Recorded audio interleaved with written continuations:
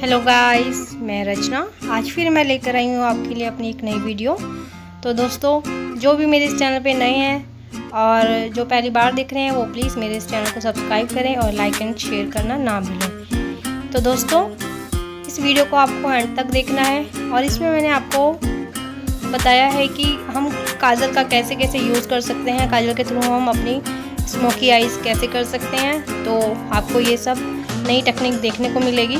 तो दोस्तों, इस वीडियो को आप एंड तक देखिएगा, तभी आपको ये पूरी समझ में आएगी और आप इजी रीज़नेबल प्राइस में जो कोई भी काजल ले सकते हैं और उससे अपने स्मोकी आइज़ कर सकते हैं। तो आइए चलिए देखते हैं वीडियो को और प्लीज़ प्लीज़ प्लीज़ इसको एंड तक देखिएगा। आइए।